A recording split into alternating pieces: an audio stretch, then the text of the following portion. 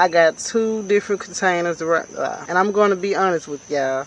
I'm still figuring this out for myself. I got another bucket on the porch that I will be putting in another pineapple tomato plant this weekend. Hey y'all, welcome back to your girl Nisha B's channel, and this is Nisha B's Garden in Zone 8B, Mississippi. Now today we are going to be transplanting pineapple tomatoes the right way. Today we are doing something I messed up last year, transplanting pineapple tomatoes. I'm going to show you the 3 mistakes I made so you won't make them, okay? Let's get into this video. If you don't know what a pineapple tomato is, it's an heirloom beef steak tomato. Big fruit, yellow and red marbled inside. Sweet, low acid, but here's the thing. These plants get large. They're indeterminate. So, which means they keep growing and growing and growing. Last year I put a pineapple tomato plant in a pot that was way too small, and it literally just gave me 2 tomatoes. And I was out here looking like, what? We spoke into existence and you just didn't listen. But it's okay. We're going to try again this year and see what we can do with a bigger pot, okay? So I have 2 containers right here. I have a fabric container pot, and I also have this blue, just a blue regular container. Now, I got 2 different containers and I'm going to be honest with y'all.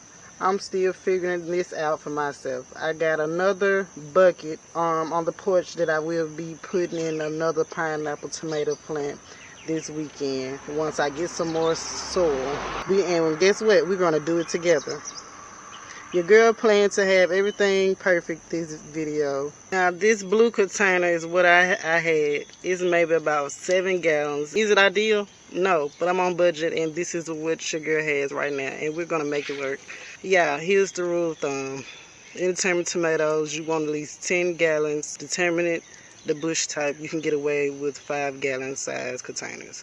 But these pineapple tomatoes, they're hungry and they need space. Alright, mistake number 2. And yeah, this is a Mississippi problem. It's hot out here.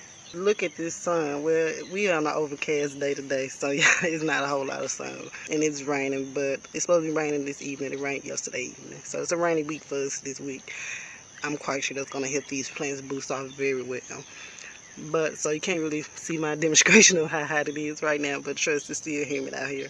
So, when your container is sitting in direct Mississippi June heat, the soil temperature inside that pot can hit up to 100 degrees or more. Roots can cook, and the plant stresses, drops, blossom drops. And you're standing there wondering why you ain't got no tomatoes. But the fabric pots helps your plants breathe more. The side helps the heat, the air, the breathing holes on the side helps the roots breathe more. So that's why I chose to buy some fabric containers as well. You don't need fancy equipment. You just need to pay attention to whether your sun is hitting and when. That's free. So full transparency, y'all, the reason why it took me so long to start these pineapple tomato plants, because the first ones I started had unalived in the process because of the stress of the sun and maybe underwatering. I don't know, but it came and went so fast I didn't get a chance to film any of it for you guys. So leave me a comment down below if you lost, and it could have been transplant shock as well. That's why I didn't pot too many of these tomatoes right now. So I will have less transplant shock from transferring it from pot to pot to pot. Alright y'all, leave me a comment below and tell me what type of tomato varieties y'all are growing this season, and whether or not y'all have experienced transplant shock. I'm sure I'm not the only one that experiencing it this season, or maybe even the previous season of gardening.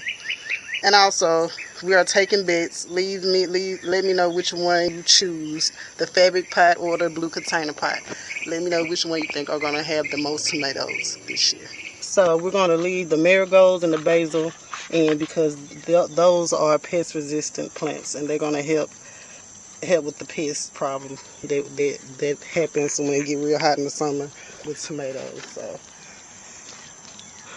those will be just fine. So I'm just gonna detangle the soil a little bit, make some space where I want to put it at, about right here. Then I'm going to get my bag of soil and fill it up, and then we're going to water in, because that's problem number 3 when your plants go through transplant shock.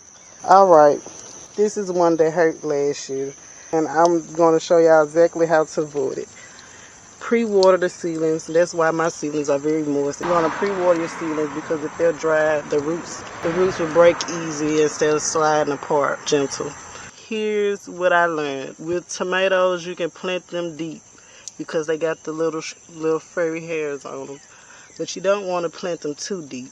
So I'm going to go probably as high as here when I put my soil in. That's why I didn't plant my marigolds and my basil too deep as well, because I'm going to add more soil to the pot.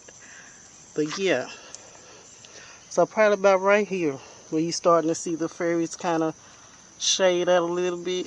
That is as deep as I'm going to plant these tomatoes right here. Be gentle with the roots. Heirlooms like pineapple tomatoes are more delicate than hybrids. Don't yank, don't break up the roots balls unless it is completely root down. That one I just did was not root down at all. And I'm very surprised at it, because they have been in these little 6-cell trays for quite a while. Since, I want to say May. I started these tomatoes April the 11th. But yeah, they've been sitting here quite a while. This 6-cell tray. And it wasn't root bound. I am surprised. So I guess them holes down there really did its job. You know, you don't need fancy equipment. You just can work with what you got. I'm recycling that. That's from those okra plants you seen in my other video. Check that out as well. So once I get soil on there like I want it, at the depth I just showed you, I'm going to water it immediately. Then you need to put it in shade for 48 hours. That's my little secret. I'm putting this transplant on the side of the house where it won't get so much sun, so much Mississippi sun for the first 2 days.